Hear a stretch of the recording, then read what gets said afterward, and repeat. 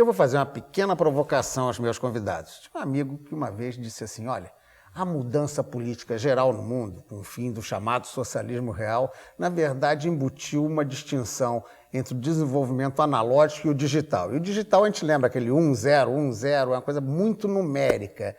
Aloysio, tem razão de ser isso? Quer dizer, por exemplo, disse que a sociedade, né, o socialismo da União Soviética deixou de evoluir até por essa visão do analógico, do digital. A matemática pode ter esse fator até de influenciar no desenvolvimento do país a esse ponto? Eu, sem dúvida nenhuma. O desenvolvimento científico de um país, e a matemática vai central nesse desenvolvimento científico, influencia muito o desenvolvimento econômico também. Existe uma forte correlação não só entre o nível de educação de um país e o desenvolvimento econômico, mas também do nível de desenvolvimento, da qualidade da educação, do nível de desenvolvimento científico e o desenvolvimento econômico. Então, atualmente, os países mais avançados, os países que têm avançado mais, são os que investiram mais em ciência, em matemática. E na tecnologia digital também? A gente pode considerar isso? Digital versus analógico? Certamente, porque antes a matemática era muito mais... A pesquisa em matemática e as aplicações em matemática vinham muito mais através de demonstrar teoremas, etc. E, a partir dessa demonstração, chegar a conclusões para certos campos de aplicação. Mais recentemente, muito desenvolvimento da matemática se faz diretamente com utilização de computação. Desde o von Neumann, o Turing, digitalizaram, digamos, através do computador, digitalizaram o mundo. E a matemática, hoje em dia, utiliza métodos computacionais para resolver problemas. No INPA, por exemplo, tem vários grupos que trabalham em computação gráfica, ressonância magnética, aplicações à pesquisa de campo de petróleo, saber a dimensão desse campo de petróleo através de métodos numéricos, a economia, a finanças. Existe mais de 1000 PhDs em Wall Street, PhDs em matemática, trabalhando em problemas. No Brasil também muito. Isso remonta para uma questão da profissão. Eu vou pedir a Sueli para me ajudar. Em que essa... Vamos dizer, a computação está claro. Hoje em dia está tudo passando pelo computador, que tem a ver com a matemática. Que outros aspectos profissionais mudaram com essa questão da matemática, da informatização, em termos de mercado de trabalho, de evolução? No mercado de trabalho, hoje em dia, o matemático, a cotação dele é muito maior do que era no passado. Porque, como disse o Aloysio, no passado você imaginava o matemático, aquela pessoa que demonstrava teoremas que as pessoas não sabiam muito bem para quê, e algumas já com aplicações imediatas. Mas hoje em dia é diferente, porque com o mundo em transformação muito rápida, quer dizer, todo profissional hoje em dia, ele tem que estar sempre se readaptando a novas informações, a novas modalidades de trabalhar, né? E a matemática não é só a informação. Obviamente que quando a gente dá aula na universidade, daqui a uns anos nós sabemos que os nossos alunos, alguns engenheiros ou de outras áreas, já esqueceram os teoremas que nós ensinamos. Mas o que fica é a formação que a matemática dá.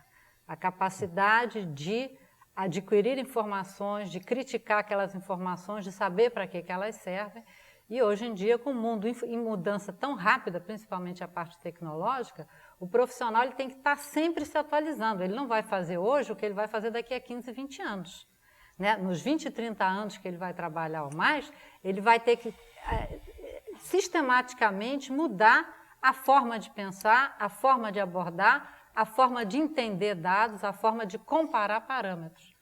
E essa formação, que eu falei no início, a abstração que a matemática dá, só a matemática dá. Independente da informação que ela dá a formação que prepara o cidadão para isso. Bem, eu vou fazer mais uma provocação aqui para Luciano Almendra. Vamos botar para vocês dois aqui no fogo. A questão da estatística, né? A gente vê estatística passou em determinado momento a ser uma máxima, né? Estatisticamente está provado, então aquele negócio, quem não come, quem come 2 e o que come 8, na média estão comendo 4 quando é na verdade. Menga, quer encarar essa? Quer dizer, essa questão não há também, às vezes, um exagero no uso da matemática, dessa visão de estatístico, número, um grau de importância também? Com certeza, mas isso aí é um desafio para o Aloysio, mais do que para mim. Na verdade, a gente sofre muito, eu como tenho minha formação também em sociologia, a gente está sempre chamada a lidar com dados e a saber o que eles significam e como é que os dados sobre os dados podem ser manipulados, o que são os dados, como é que você constrói os dados, né? Que informações são necessárias para que você construa um conhecimento sobre aquela realidade, aquele problema. Então, realmente, a média pode ser muito mais enganadora do que reveladora. A gente precisa saber como é que encara isso. E a formação, então, para lidar com a estatística, é importantíssima. É um lado da matemática que é pouco trabalhado no nosso ensino. A Luísa com certeza vai entrar nessa. O Luiz, eu já estou notando que ele está animado com a questão aqui, já querendo entrar no assunto. E é alguma coisa que a gente nega na formação de todo cidadão. Né? Todo cidadão tem direito de aprender essas coisas todas. Então, eu queria espichar um pouquinho mais a Luísa, um pouquinho de paciência, que eu quero estender um pouquinho para a história do vestibular, rapidamente. Posso? Vai, vamos lá. Porque, de repente, o vestibular canaliza a nossa preparação dos nossos jovens para determinadas questões que são válidas, que são necessárias, que são importantes, que são valorizadas para se entrar na universidade, mas a universidade não é tudo, né? É muito importante, sem dúvida nenhuma, gostaria até que fosse para todos, não é. Agora, todos os cidadãos têm direito a aprender o que é básico para a sua vida como cidadão. Por exemplo, a formação em estatística. Então, de repente, a gente seleciona certas coisas, e o vestibular foi mestre nisso, né?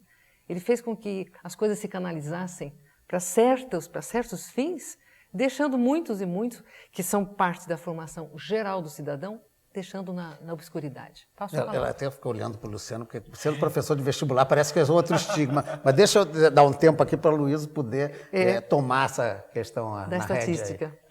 Essa é uma questão que nós estamos discutindo até ainda há pouco, né? Que existe tanta coisa importante em matemática, né? A matemática vem há milhares de anos se desenvolvendo, né? Acumulando conhecimento, que às vezes o segundo grau fica pequeno para se ensinar tudo que nós precisamos, né? Uma parte que tem que ficar de fora, mas se bem que mais recentemente tem se incluído um pouco, algumas escolas, infelizmente muito poucas ainda, tá aumentando, é um ensino de probabilidade e estatísticas também, né? Tá aumentando. Hoje em dia, na vida moderna, as pessoas precisam entender por que o acaso, né? Uma coisa pode dar cara, uma moeda pode dar cara ou coroa, mas aos poucos se repetir. Muitas vezes experimentos lançar a moeda, ela tende a estabilizar, metade cara, metade coroa, se ela for não vezada, né? E os histogramas, a distribuição de estatísticas se formando de forma regular, através da repetição dos experimentos, enfim, a regressão como uma variável e outra tão correlacionadas.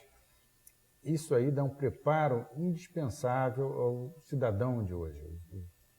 Para todas as áreas também que se for depois para o vestibular, ou mesmo se o segundo grau for terminal, é importante se ensinar um pouco de probabilidade estatística. Muitos países já vêm fazendo isso e nós precisamos incluir isso no segundo grau também. Afinal de contas, já foi desenvolvido em matemática há mais de 200 anos, mas ainda não encontrou um espaço, porque a matemática é tão antiga, tão plena, mas que eu concordo totalmente com a minha, que nós precisamos encontrar um espacinho para a probabilidade estatística. Luciano, essa questão até já que você ficou, também tem um estigma, né, do vestibular, e o vestibular acaba sendo também um funil. Às vezes dizem até que a matemática acaba sendo o nó, a exigência maior para funil, de deixar passar aluno ou não. Você acredita nisso? Não?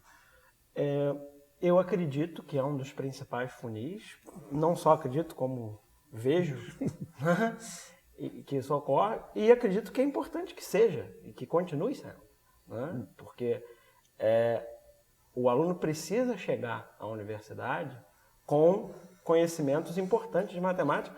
Foi falado, você tocou estatística e a Menga colocou, todas as profissões de nível superior precisam ter um conhecimento mínimo sobre estatística. E até para poder criticar, como a Sueli também colocou, trabalhos de estatística que são feitos, como você colocou, André, no início, né? Trabalhos que são feitos sem uma base muito sólida. Então, não é difícil encontrar-se até trabalhos